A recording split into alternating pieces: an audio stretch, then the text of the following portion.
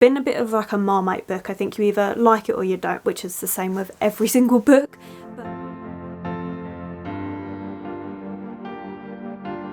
Hello my loves, and thank you for joining me. It's Kirsten and we are doing the wrap up for February. So I do this in the smash or pass style, so I literally just talk about all the books I've read in the month of February and tell you whether I'd smash or pass.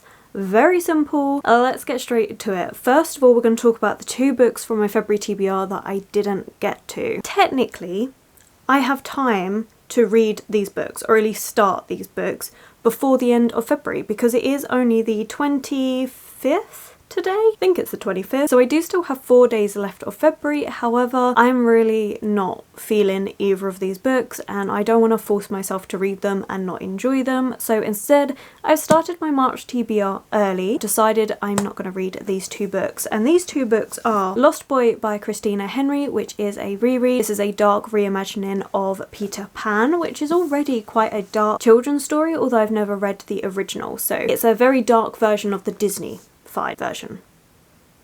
That makes sense. And then we have The Kingdom is a Golden Cage by Lily Inkwood, which is a Puss in Boots retelling. This came in the Locked Library book box. It's not necessarily a book I would have chosen for myself, and this was for reading the lowest rated on my TBR. And I'm just not feeling either of these. I don't know. I feel quite like I should have at least read this one because I have been saying that I want to reread more this year and I've not reread a single book yet, but I'm just not in the mood for either of these. I wanted to change up my reading, go for something different. I'm really excited for my March TBR, so we're just not going to get to these. These will go back on my shelves. Obviously this is a reread, so that's already been read. I know I enjoy that, that's absolutely fine. This one will go back on the TBR to be read at some point. And then I have 2 books that I'm in the middle of, and I have Lips Touch by Lani Taylor. This is a short story collection by Lani Taylor, looking at the wanting and yearning just before you kiss. And I've read the first short story. I read this during my Tackle Your TBR readathon. I read Goblin Fruit, and there are 2 more left in here. I do still want to continue on with this. It might be something that I pick up in March to break up some of the bigger books that I've got on my TBR, but this is definitely one I want to continue with. This was really good. I really enjoyed it. If we were doing it on just that first short story, this would be an absolute smash.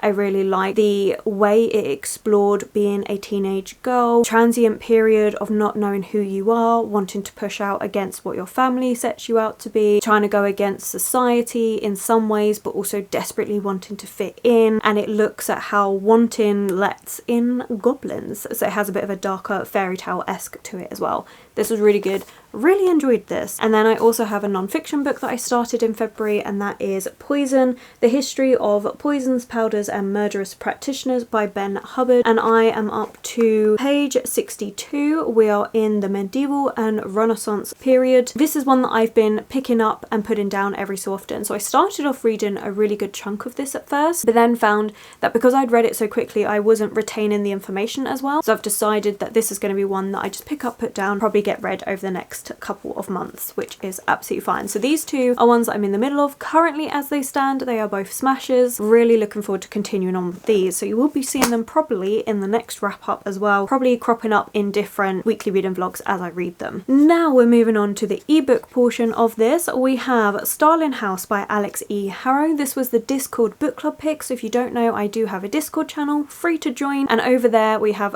different things going on, but one of them is a monthly book club. Starling House 1 for the month of February. Unfortunately, this is a DNF for me. I think I got about 60 pages into this book. There was nothing wrong with it.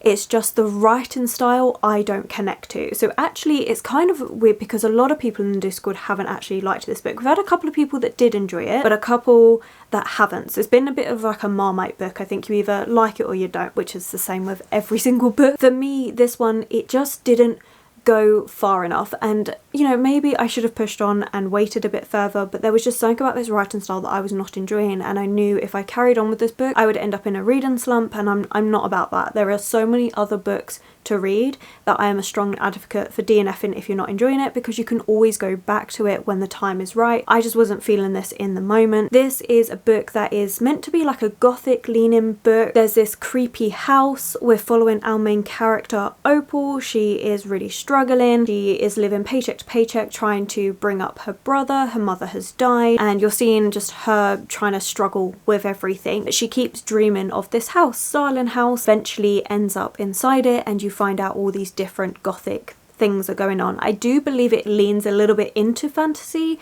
I think it's more magical realism than anything else. For me, there wasn't, like I said, there's nothing wrong with it. I just didn't like the writing style. I didn't like Opal as a main character, and I didn't think that the atmosphere went far enough for me personally. As I said, lots of people have been enjoying this. There's been lots of reviews, so do take what I said with a pinch of salt, but I think this was my only DNF for the month. Okay, so then we move on to a book that I absolutely adored. I love this book so much, and that is A Curious Beginning, and it's by, oh, I should have got the author's name up. I want to say Diana Rayborn. Could be wrong. I do apologise. The picture is up so you can see the author's name on there. I apologise. But this is the start of the Veronica Speedwell series, and it is so good. Oh my god, I loved it so much. I have a massive thank you to Katie for recommending this one for me. It was so good. It was everything I wanted. Think like if you've read Stalking Jack the Ripper or Anatomy a Love Story, pair that with A Natural History of Dragons or Emily Wilde's Encyclopedia of Fairies. Like, it was just the perfect mashup. It was so good. So we're following Veronica. She is and I can't say this word, a lepidopod. The word will be here. She is a butterfly person. She goes out, she catches butterflies. She is a scientist that looks at butterflies. That is her focus, and she has always been a very outgoing, strong woman pushing against the confines of society, because this is done more like Victorian times. I should get the actual dates and stuff, that would be better for you, but it's in past times where women were not allowed to do these things. They were expected to get married and have children. She very much pushes out against this. She has no intentions of doing all of that. She is very much for women doing whatever they want, women enjoying sex, like that is what she wants. However, there is a problem in her life now, because her aunt has just passed away, the person that's been raising her. Now she is in danger for her life. She has no idea what's going on, and she ends up being with this person called Stoker, who then has to look after her, and it is all over the place. There's a murder mystery going on. There is all sorts. I really enjoyed it. It was really fun. I do think there are some slow paces, but I also really enjoyed everything. I love the interaction between Stoker and Veronica. I thought it worked really well. I'm really excited to see where the rest of the series is going. I believe book 9 comes out next month. So yeah, this is definitely a book series I'm going to get, but I'm also going to wait until I go to America, because here in the UK, we seem to have UK editions for the first 3 books and then US editions for the rest, and I'm not about that, so I'm just going to wait. I'm planning to go to America hopefully in the next couple of months.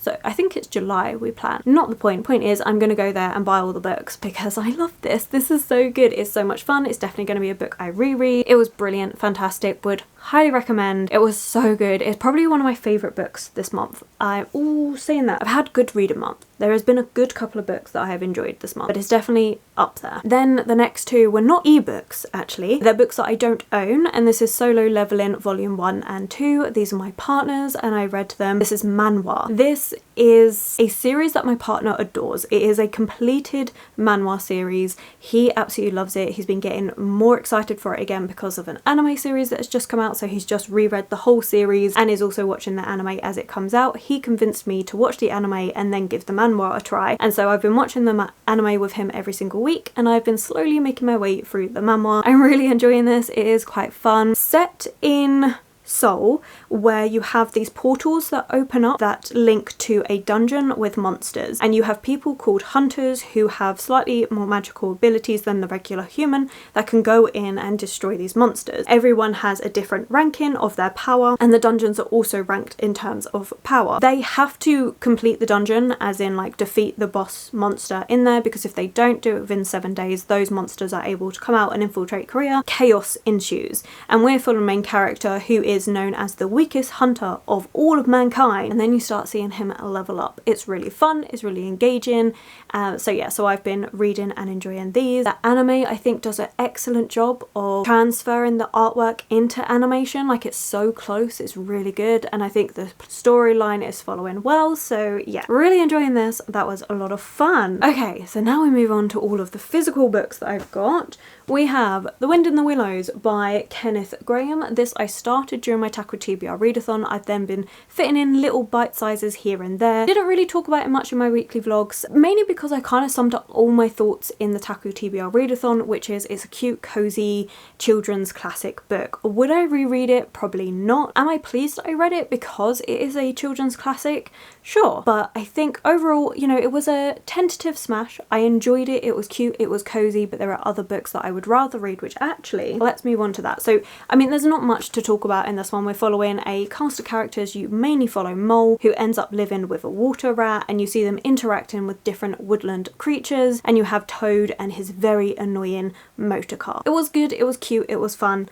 Not something I would reread though. What I would reread instead that has cute cozy animals is Shady Hollow by Janute Black. This is a cozy mystery and it follows woodland animals. I absolutely loved it. We're following Vera Vixen. She is a reporter, and for the first time ever in Shady Hollow there has been a murder, and Vera is set out to find out the truth and to report it all. I really enjoyed this. I did guess who did it, but I don't mind that. I go into a cozy mystery for those cozy vibes, and it delivered on that so well. This is a complete smash. I really want to continue on with the series. This is going to be perfect for those rainy days when you just want to curl up at home with a cup of tea and a blanket and just read a cute mystery. This was really good, and I know everyone's been talking about it. I know quite a few of you have actually read this and really enjoyed it, and I can definitely see why. It was lovely. So I think out of the two, if I'm going to go for cute woodland animals with cozy vibes, I'm actually going to go for Shady Hollow, mainly because of the murder mystery elements to it. I am at heart a cozy murder mystery girly, so really, really enjoyed this. This is a complete smash. Then I have a book which I started during my Romanticise Your Life. It was a daily vlog that I did for Valentine's Day. I really enjoyed it. It was nice. I just took a slow day for myself, just reminding everyone, hey, you know, Valentine's Day, yes, we're all about celebrating love between partners and things, but also self-love is really important. And for that video I read You Let Me In, or at least I read the majority of this, by Camilla Bruce. This is a gift from my mum. I loved this book. This is definitely a book where I almost decided to annotate it, but it's only a short one and I thought I could do that on reread. I loved this book. This was so good. It was really dark. I loved it. So we're following, well, it's not so much we're following a main character. Instead, it's our main character, Cassandra Tipp, has written this story, which her niece and nephew start reading because she has gone missing, and she's been missing for a year. And for them to inherit her fortune, they have to read this manuscript, and inside this story there is a password which they then give to the solicitor, allowing them to have access to her funds. In this story, she is detailing what happened in her childhood. There's been lots of stories that she's been accused of murder a couple of times. Like, there is lots of things going around. It is really dark, and we see Cassandra from a really young age. But you have two different stories going on. You have the story of fairy type creatures that are really dark, nefarious, that prey on Cassandra because she is a bad girl. But then you have the other story, which is actually she was abused by her parents, and her brain protected herself by creating this fantasy world. And you have to decide what is real and what isn't. And Cassandra makes the point a lot of, why can't both be real? Why can't both of these things happen?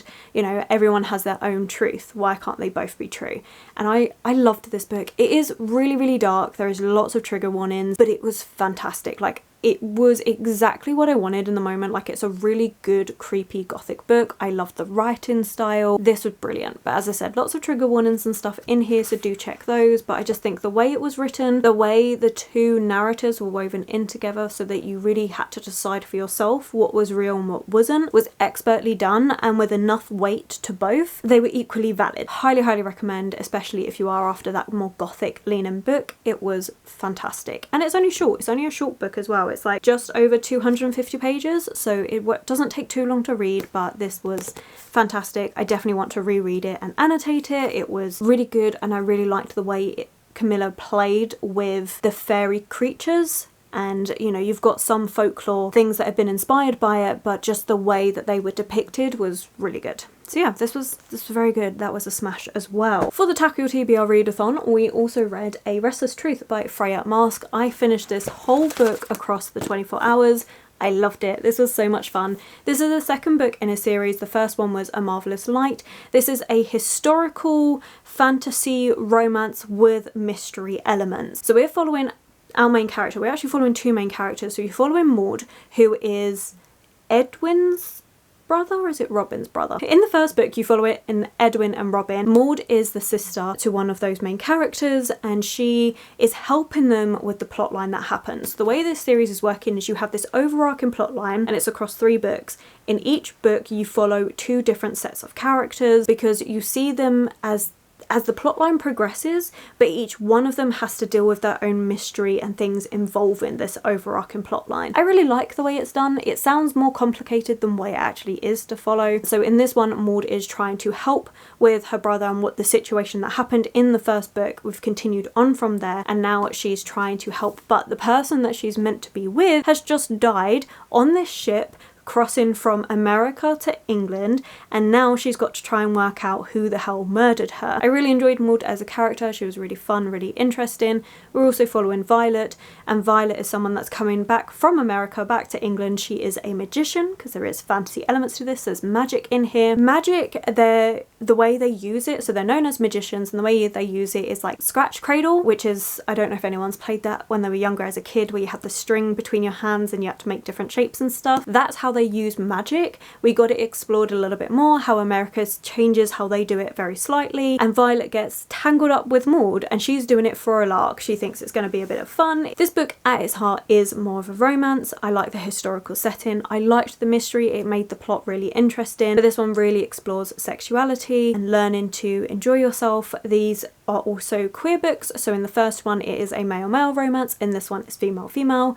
Really looking forward to reading that third book. They're just a lot of fun. They are really fun, really entertaining, and I'm really looking forward to seeing how the plotline continues in the third book as well. So yes, this is another smash. Let me adjust this because I've sat down different now. Another book I read for the Romanticise Your Life vlog was Flower Fairies of the Trees by Cecily Mary Barker. This is just a little poetry collection of trees and the different fairies that are in there. It was really cute, really wholesome. This was a smash. I liked it. It was just lovely, lovely little artwork. Really not much to talk about, honestly, because it's just a poem to do with the different trees. So like this one is the Song of the Cherry Tree Fairy, and that's it. And you just have beautiful illustration that goes with it. Really cute, quick, easy read. I liked it. We then have Suzumi. This is by Makoto Shinkai. This is the novelization of the film. So the author did the film and the book at the same time. Now there are things about this book where you can definitely see that it was originally done for screen. There are certain descriptions, like it gets overly descriptive at times and then not very descriptive at other times. You also have points where you just have just an exclamation mark where it should have been like Suzumi gasped or something like that. This is kind of like a Studio Ghibli-esque film. We follow Suzumi, who lives with her aunt, and she ends up getting involved with this boy, and they have to go around closing these doors because this worm is escaping that nobody else can see, that then sucks the energy from the planet, and when it falls down it causes an earthquake. So it's a bit of an unusual one.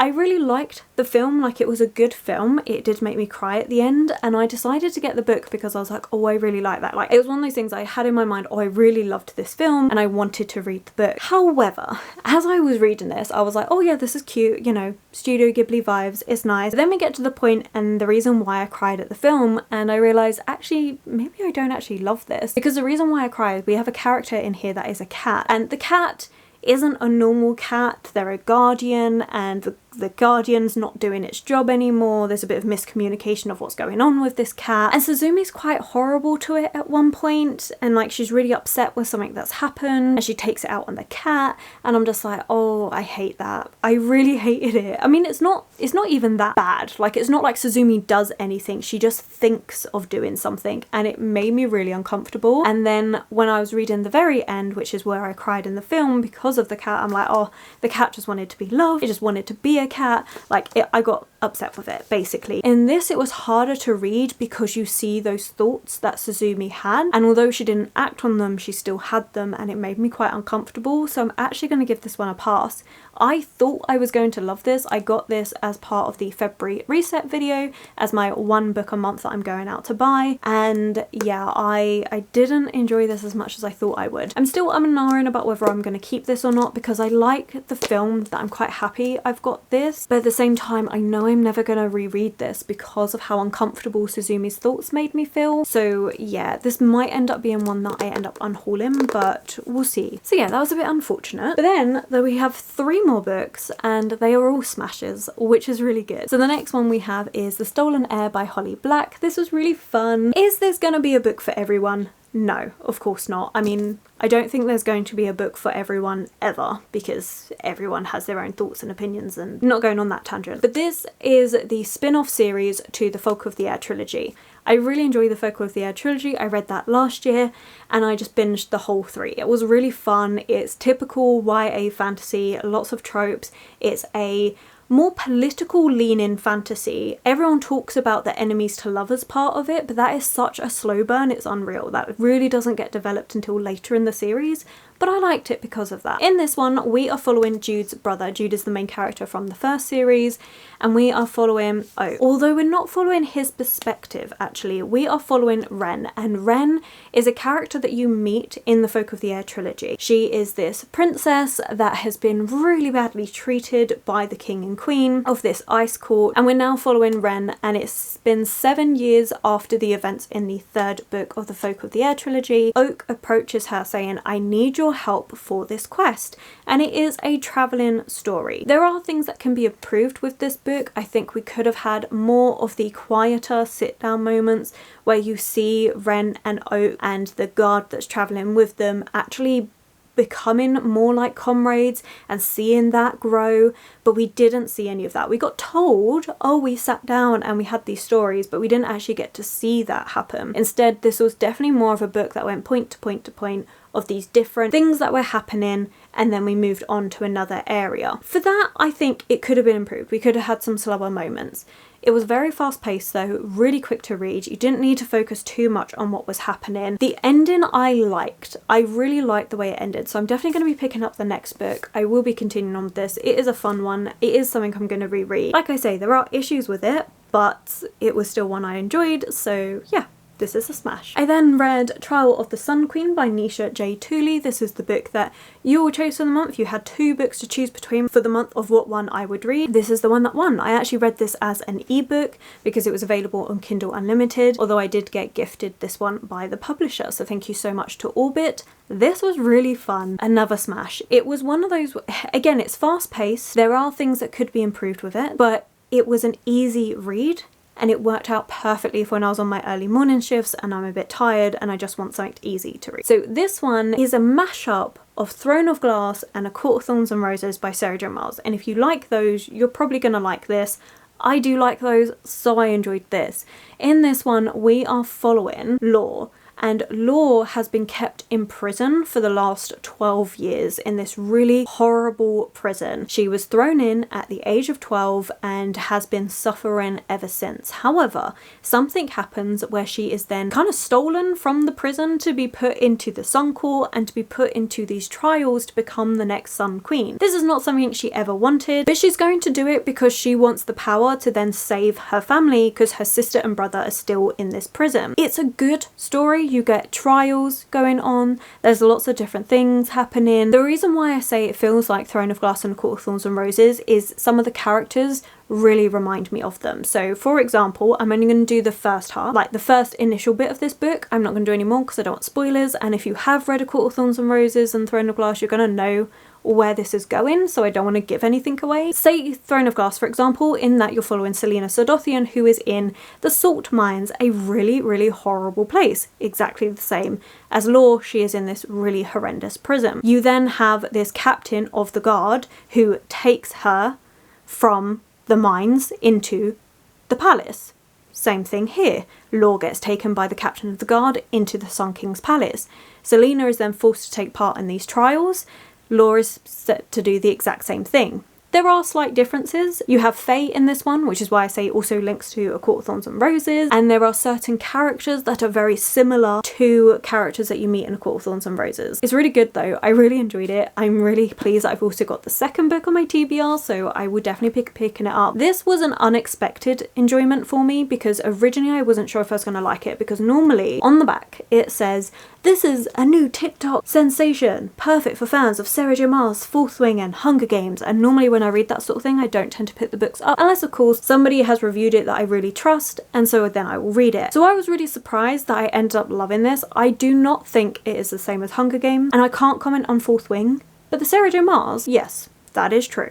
So yeah, this was good. It ended up being a smash. And the very final book that I read for the month of February is one that I finished last night, and that is The Clockwork Girl by Anna Mazzola. Again, another unexpected read. This ended up being so much better than what I thought. So I originally picked this one up back in 2022, just after Christmas, with the Waterstones half price hardback sale. And I picked it up just because it was half price. That was the only reason why I got it, but I'm really pleased I did. I mean, I've put it off for absolute ages because I thought I'm not going to like this. It's historical fiction. I don't think it's going to be anything major. I like reading historical fiction, but I really have to be in the mood for it. So it's definitely one that normally gets put on the back burner. This ended up being so much better than what I thought. It has the perfect gothic vibes.